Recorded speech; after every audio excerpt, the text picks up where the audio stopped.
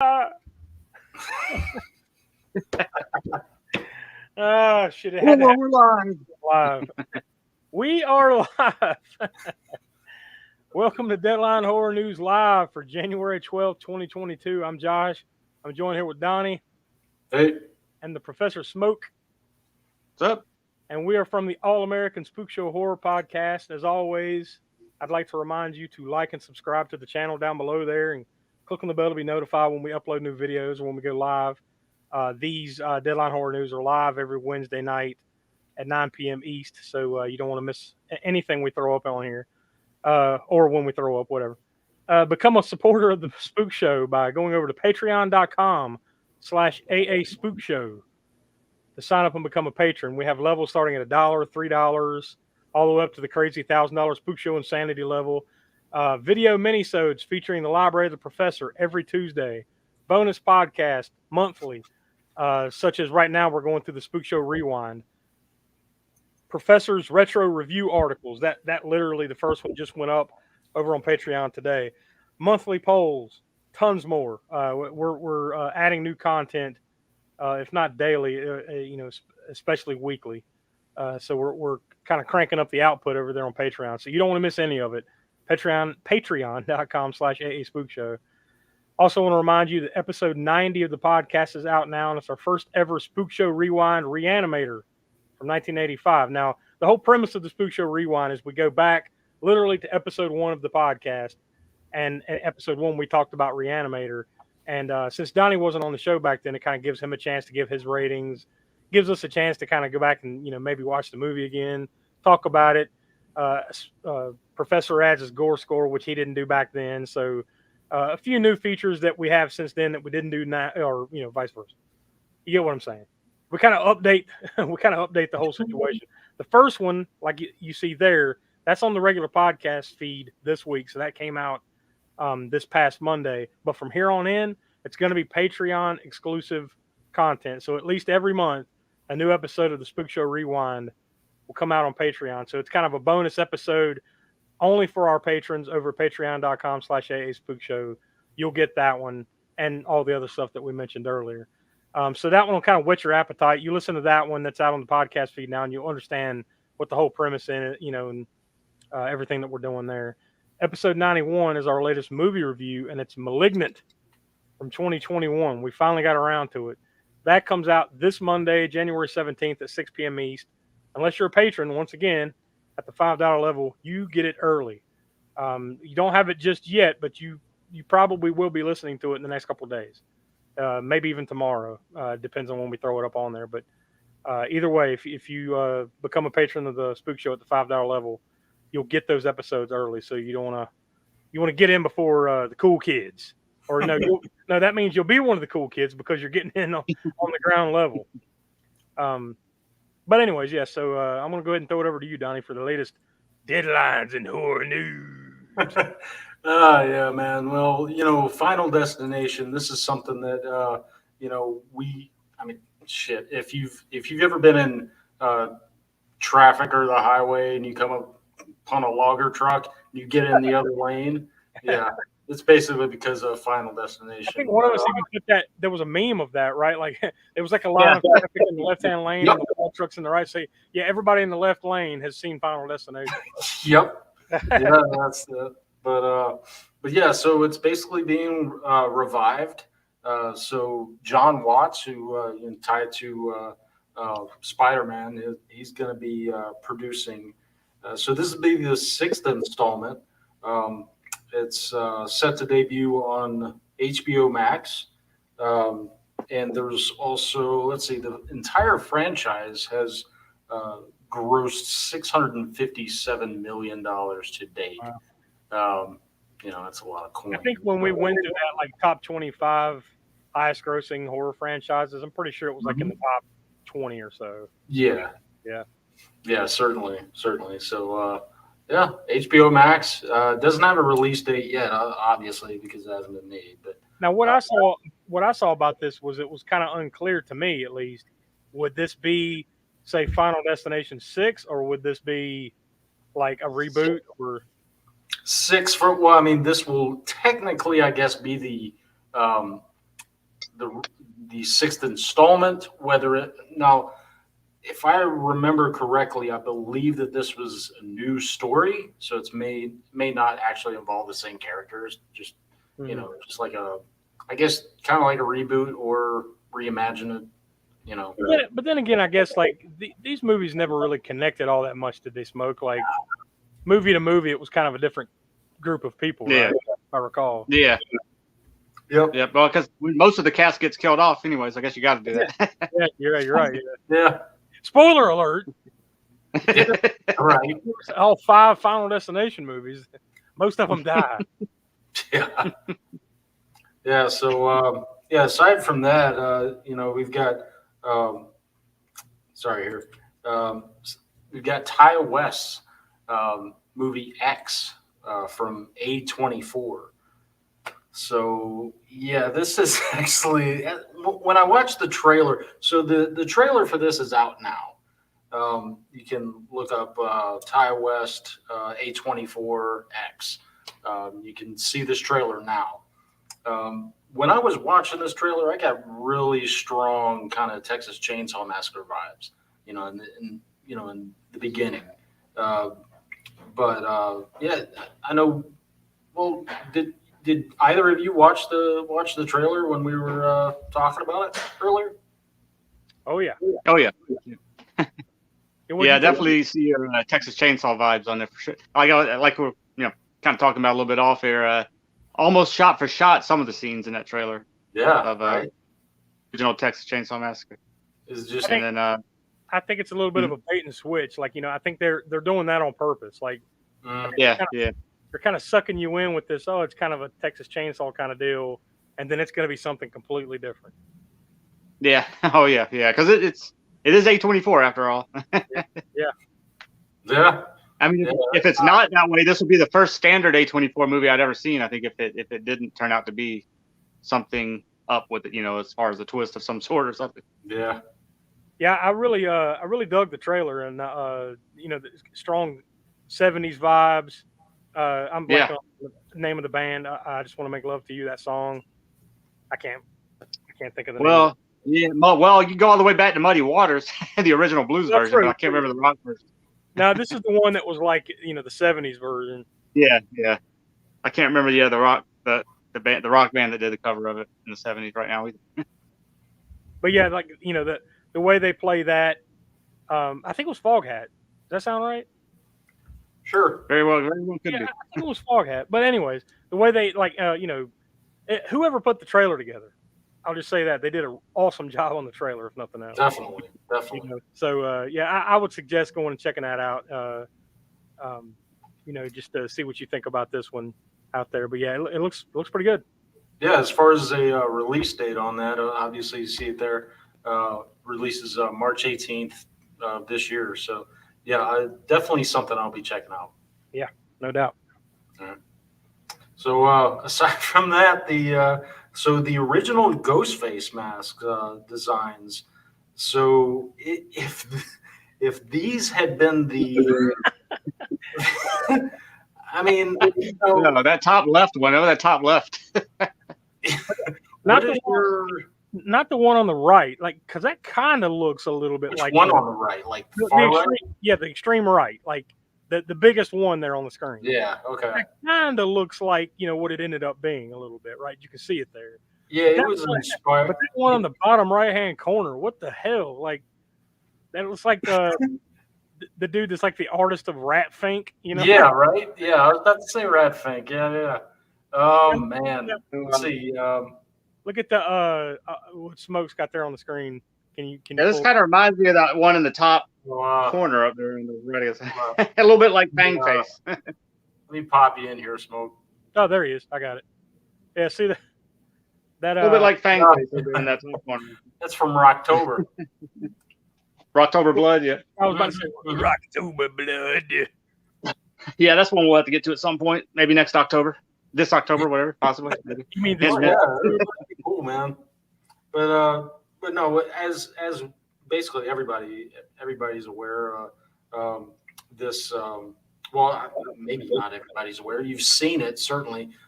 Edward Munch's painting is what actually inspired the, I guess, the most, the ghost face mask that we're all. Now, so much time has passed. So much time has passed now, and like that mask is just the ghost face mask has become so synonymous with that movie and horror and everything. What now, Smoke? You probably know better than either one of us. Was that mask a thing before Scream, or was it kind of just developed for that movie and then just kind of took on a life of its own? Do you remember?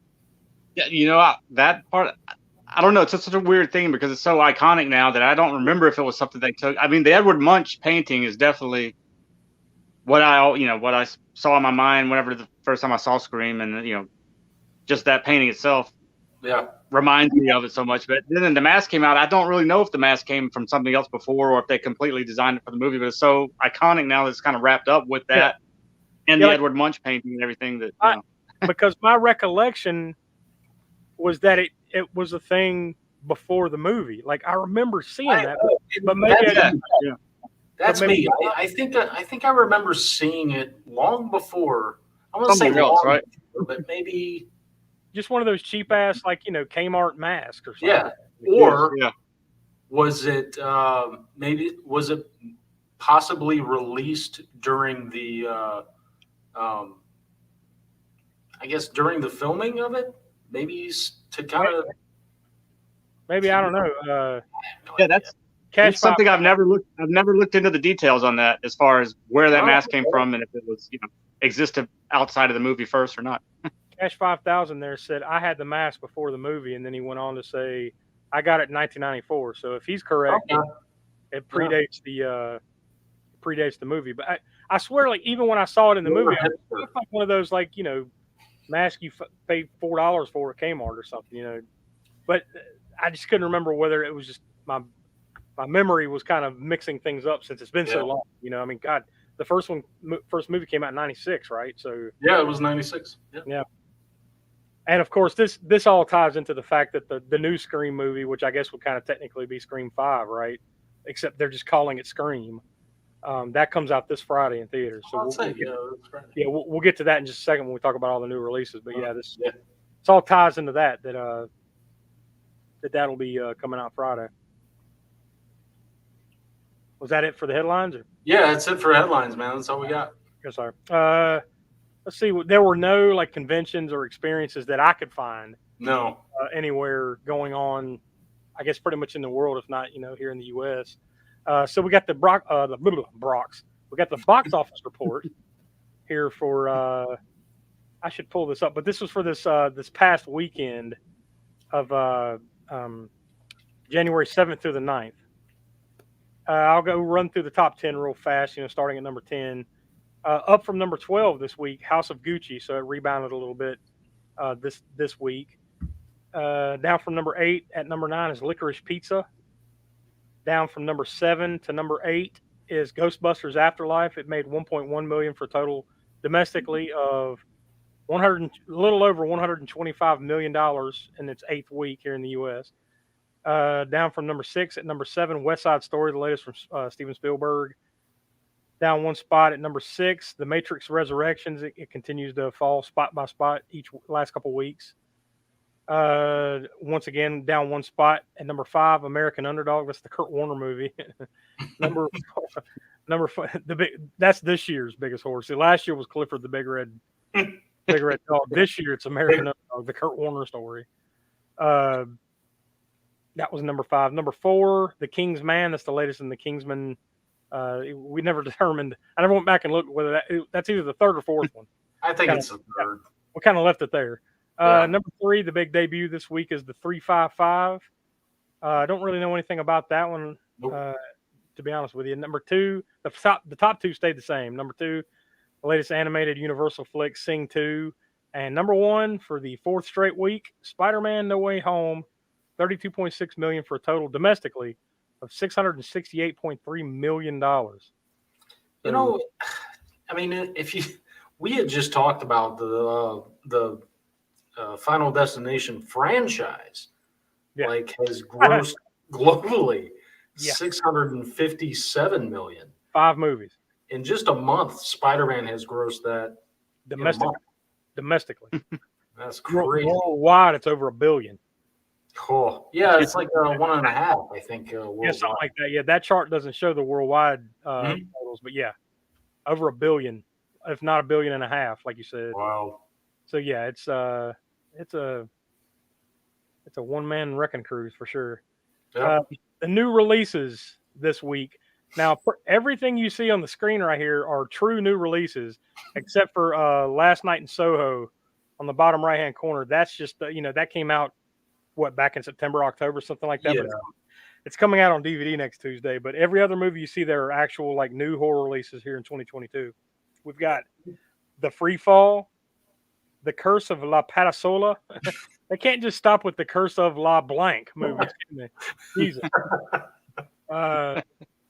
Stoker Hills. I don't know if that has anything to do with Bram Stoker or just throw the name in to kind of catch your eye. I don't know. Of course, like we mentioned before, the big release this week, Scream, comes out in theaters this Friday. All those are released this Friday, the 14th. Next Tuesday, January 18th, Live or Let Die is on VOD. The Jack in the Box Awakening. Now, apparently, I didn't realize this until I saw that apparently there was another movie called The Jack in the Box. This is a sequel to that. Called The Jack in the Box Awakening. All right. That comes out Tuesday on VOD and DVD. And, of course, like I just mentioned, Last Night in Soho comes out on DVD. I'm assuming Blu-ray as well for both of those. But, hey, you never know. Sometimes, Smoke, there was something you recently bought that was like it just came out on DVD, right? It wasn't even on Blu-ray. Well, it's actually...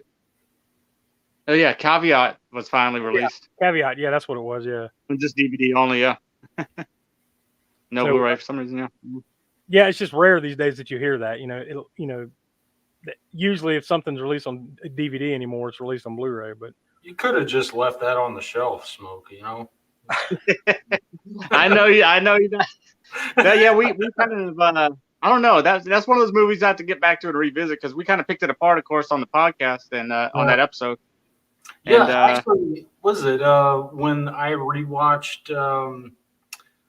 It's an upcoming episode, but yeah, I can't remember what the hell we rewatched. But no, it's almost like I kind of needed a second look at it, and you'll hear it at some point. But yeah, one point or another, there'll be something. Yeah. Wait a minute, are you talking about Malignant? Malignant. Yeah. That's the one. Yeah, that's what it was. Malignant. Yeah. Peek behind the curtain. We've already recorded it for. I couldn't remember. It's released. Yeah. I remember you saying that. Yeah. Sometimes that's the way it is, man. We've talked about it plenty of times. So, what was kind of funny is that Caveat ended up on my top. I think it ended up on my top 5, didn't I? When I gave you my top 5 picks for 2021, horror picks or whatever, it still ended up on there. But yeah, and it ended up in Will's top 3 because he'd only seen 3 movies. So yeah, by default, it was. Yeah, well. And then after we put the list out, he remembered that he had seen Godzilla vs. Kong. So he wanted to add that. Well, honestly, I forgot something too. Was God, what was that? It had the title Ground in it. Now I can't think of it again. Not Up from the Ground, but you forgot it again. It doesn't. It was an A24. It was an A24 movie too. In the Earth. That's what it was. Okay. In the Earth. Yeah. See, I forgot that one. I probably would have put that in that top 5, but I forgot totally about it. Yeah. We actually have a few. We didn't have any last week, but we're returning here with some horror anniversary dates. The first one there you see on the screen, William Peter Blatty. He was actually born, so that just passed. That was last Friday, on January 7th. But he actually passed away today, January 12th of 2017. Yeah, 5 years ago. 5-year anniversary of his death. That's a good long run, though, man. What was that 89, 90 years? Yeah, 89 years old. Yeah. Yeah, 89. It's crazy. Damn. The next one there, of course, we got the birthday today of Rob Zombie. So everybody, I'm sure watching this knows who that guy is. He's a slightly familiar name. Music, horror movies, all that jazz. John Carpenter is an unknown filmmaker. Up and coming filmmaker, John Carpenter. Yeah, you'll hear something about him eventually. He keeps giving it the old college try, but one of these days his shit will come in. His birthday is this Sunday, January 16th, and then Lee Wanell, his birthday is next Monday, January 17th. Now, he would mostly be known from the first Saw movie. Actually, he might have been even in the second one, at least for a little bit, if I recall. But either way, he was definitely, one of the stars of the first Saw movie. So, yep. So that's all we got as far as the headlines and the anniversaries and all that stuff. So, want to remind you to go over to patreon.com/AA Spookshow. You got until the end of the month to vote. You see it there. There's your 3 choices. Now, this is for episode 95. It comes out on Valentine's Day, February 14th. So the obvious theme here is Valentine's movies. I hate that you said it with an M. Valentine's. I can hear it. That's just to distinguish it from the difference of the movies here, you see.